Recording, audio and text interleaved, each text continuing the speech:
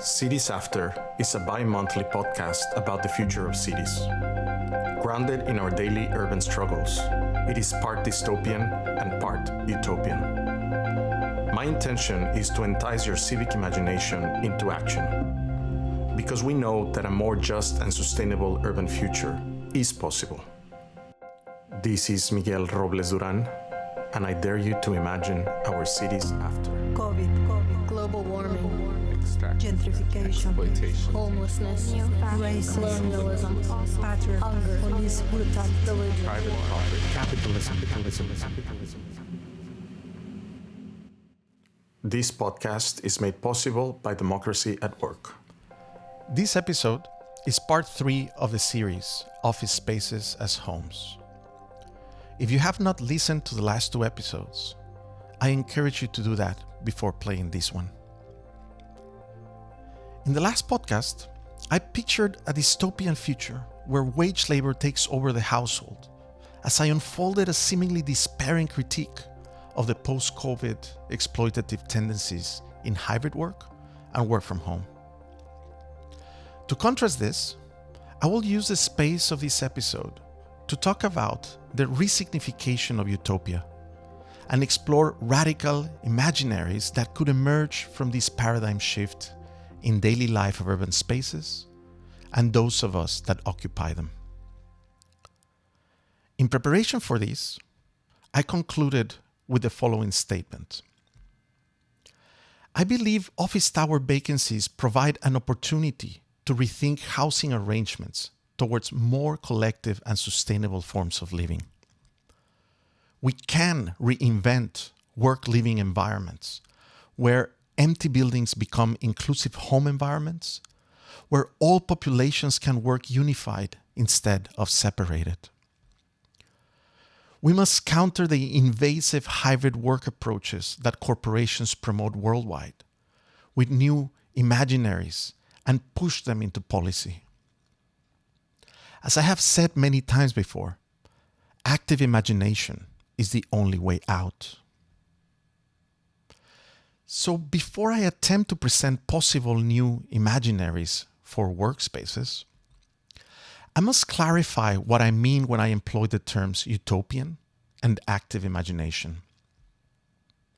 After all, utopian thinking has been widely characterized as naive fantasy, useless romantic fiction, and as a socially harmful obsession with an idealized state of perfection that will never be. As I elaborated in the last episode, even Marx was highly critical of the utopians of his time. Since the publishing of Thomas More's Utopia in 1551, most utopian visions have stimulated people's imagination as much as they have perpetuated an anachronistic view of a static world under the rule of a repressive regime. In them, social perfection requires strict rules and uncompromising spatial arrangements where daily life would be happily enjoyed in sanitized fragments. These static utopian visions have also been a legacy of modern urban planning. Modern cities abound with all kinds of fragments conceived by the market as perfectly sanitized spaces, where the whole environment seems derived from introducing capitalist nirvana rather than any form of critical awareness. Spaces such as office skyscrapers, congress centers, World Trade Centers, theme parks, shopping malls, commercial centers, central business districts, and yes, also many museums and cultural venues. Walter Benjamin described all these spaces well in his Arcades project. Let me open quote. Spaces that seem to have their aim at the cultivation of nostalgia, the production of sanitized collective memories, the nurturing of uncritical aesthetic sensibilities, an absorption of future possibilities into a non-conflictual arena that is externally present. I end quote. So now imagine these sanitized spaces, all of them designed to promote political indifference, but now intertwined with large-scale one-developer housing utopias. Conceived as a homogeneous blanket of living standards, from a static and singular point of view of function and productivity. Large housing projects like the French Grands Ensembles, gated communities, satellite towns, suburbia, and the like. Henri Lefebvre described him in this way, and I open quote, "Large-scale projects are characterized by an abstract functional character, the concept of habitat brought to its purest form by state bureaucracy. Habitat is established in its purest form as a burden of constraints. Large housing states achieve the concept of habitat by excluding the notion of inhabit, that is, the plasticity of space, its modeling and the appropriation by groups and individuals of the conditions of their existence."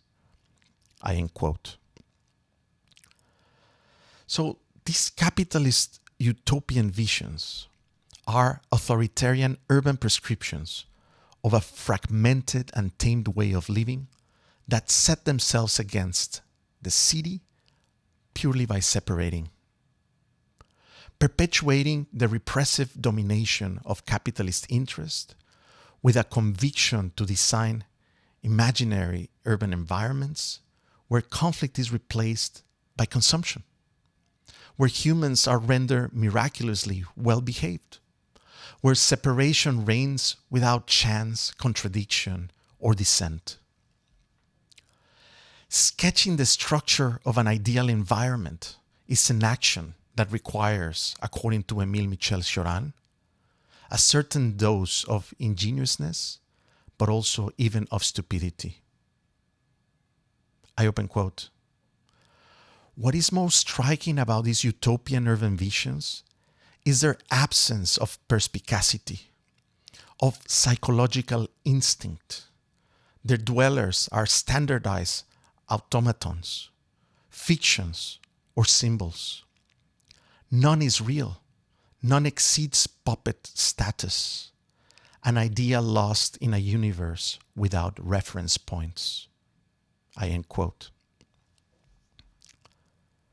However, in stark contradistinction to capitalist utopias, there exists another form of utopian thinking that aims to conceive a dynamic unity of visions vis-a-vis our always shifting imperfect realities, which perpetually seeks a relational involvement with the tangible struggles and conflictive processes that actively construct urban life. I like to refer to this form of utopian thinking as dialectical utopianism. This thinking tradition begins with Marx and spreads into the 20th century through the many social movements in search of liberation from capitalist dictates and ultimately of human emancipation. My favorite definition of dialectical utopianism is what the Slovenian philosopher Slavoj Žižek refers to as the true utopia. In his own words, we should reinvent utopia, but in what sense? There are two false meanings of utopia. One is this old notion of imagining an ideal society which we know will never be realized. The other is the capitalist utopia in the sense of new perverse desires that you are not only allowed but even solicited to realize. The true utopia is when the situation is so without issue, without a way to resolve it within the coordinates of the possible, that out of the pure urge of survival, you have to invent a new space. Utopia is not kind of a free imagination. Utopia is a matter of innermost urgency. You are forced to imagine it as the only way out. And this is what we need today. My fascination with utopian thinking follows this rich tradition. As a dialectical utopian, I'm interested in the translation and understanding of those urban social movements that have managed to comprehend the idiosyncrasies of social identities and produce difference by working through parallel and direct confrontation with the capitalist powers that dominate the production of social space. Moreover, out of the pure urgency of survival, these movements are forced to imagine new ways to liberate themselves from their repression. The Black Panthers, the Young Lords, the United Farm Workers, Wages for Housework, the Movimento dos Trabajadores Rurais Sem Terra, Slum Dwellers International. All of them are living examples of dialectical utopianism, producing spatial difference. It's important to point out that the difference is not about individuality, originality, or distinctiveness. These are words that are always related to market ideology. Difference, as Henri Lefebvre taught, is born from struggle. It is the transformation that arises from the empowerment of the regular citizen, from its relational adaptation to space and the conditions imposed by society. Production of spatial difference is only achieved when the strata of capitalist power are challenged in a dialectical struggle for transformation, via first structured participation, dialogue and mediation, and if need be, social unrest or ultimately revolution. With this said, I'll return to the topic that threads this mini-series to say that we all must be able to look deeper into the latent possibilities of this paradigmatic urban shift. Working from home does not need to benefit our exploiters more than us. The advantage must be veered around. If salaried work is going to be done more and more from home, if the spying eyes of corporations are going to be inside what used to be your private space, if they will now exploit you remotely and extract all the value possible from this new labor modality, then we need new social movements that struggle against this. But most importantly, that begin to ask from the dialectical utopian tradition, how can labor be reconfigured to the workers' advantage? In their homes. How can workers bring more unity rather than separation of their daily life? Can this shift be co-opted by workers to unalienate and define never-seen forms of productive collectivity? I think so. If there ever was a time to experiment with new forms of working, that time is now. It's time to redefine our labor struggles around the spatial understanding of a tragic reality, of a new workplace of limited social relations, limited confrontations, and limited experiences. The life-sucking conceptions of corporate virtual meetups and virtual teamwork must end. We must stand against quantity and homogeneity, against the arrogance of corporate power, against the expansion of the capitalists into our homes, and against the return of spatialized places, of zones of a narrow localization of function. Could we experiment with new live-work assemblages that transgress the private space of our homes? These radically new workspaces should evolve into a relational totality, into some kind of unitary urbanism capable of integrating its surroundings, the street, the neighborhood, the park, and the public space, into conditions of difference. I'm talking about workspaces as urban assemblages of dynamic conditions, of processes that determine new relations between economic productivity and everyday life, where the new workspaces aren't static, but become communal, semi-autonomous, spatial work-living arrangements that co-evolve in a dialectical way and are subject to perpetual regeneration and transformation as dynamic moments in search for human emancipation. Okay, so enough with theoretical wishes and abstractions. How would these new workspaces actually look like? Well, thankfully, the dialectical utopias of some social movements have left us with radical imaginaries in practice. The survival programs of the Black Panthers Party are the first example that comes to mind. When they acted upon their claim, and I open quote, "The means of production should be taken from the businessman and placed in the community so that the people of the community can organize and employ all of its people and give a high standard of living." I end quote. The means of production placed under the control of a self-determined collective body that operates from the living spaces and immediate surroundings of its members. How many workers' cooperatives and living communes can you think about that already do this? Cooperativism has a long history of unifying living and working environments that benefit its members. From farmers' cooperatives to the Uruguayan Federation of Housing Cooperatives for Mutual Aid, to the infamous Mondragon cooperative model. All of these examples show that it is possible to imagine a living work arrangement that benefits the workers, their families, and socio-environmental surroundings.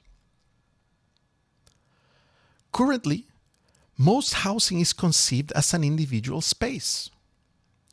That's the separation that capitalism needs. But history has shown us a multitude of living arrangements that have integrated individual life and social space successfully. The new labor movements must demand many of these forgotten social amenities. For this, I will put into practice my dialectical utopianism and put in front of you 6 urgent demands for the new labor movement to come. First, we must demand spaces for mutual care and support, such as children and elderly care, collective kitchens, and social centers. Second, we must demand massive living subsidies from companies and governments for using our living spaces as they benefit from our economic productivity. Third, we must demand the provision of extra spaces outside the preying eyes of spying software and the passing of legal constraints so that companies cannot operate beyond specific temporal and spatial conditions. Fourth, we must demand the occupation of empty office towers and the capacity to reconfigure them, taking the collective needs and wants of workers. If all living and labor are to be concentrated in one space, workers must be able to determine how it is used. Fifth, we must demand rent controls and absolute affordability. If our homes are to be the primary spaces of capitalist exploitation, then workers should not be doubly exploited by extracting high rents from their workspaces. Either corporations pick up the rent costs, or all housing should be affordable by decree. And sixth, we must demand the reconfiguration of the urban spaces that surround our homes to make them hyper-conductive of social, cultural, public, leisure, and collective activity. By working from home, workers have lost the socializing capacity and the possibility of chance encounters in the streets and public spaces that surrounded their offices. If working from home is to be the future, it has to be more social and urban than office work ever was. As naive as these 6 points may sound, all of them have historical precedents that makes me think they are urgent and also possible. Even more, I am confident that social movements have started working on some of these fronts and others that I did not mention. That is why it is so important to join them. We are at a severe threshold where the labor transformations that come out of this hybrid work or work from home transition will either be more exploitative or more just for generations. So what are we waiting for? Let's mobilize.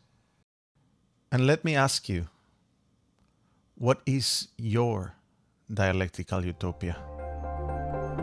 This was another episode of Cities After. Thank you for listening, and don't forget to subscribe.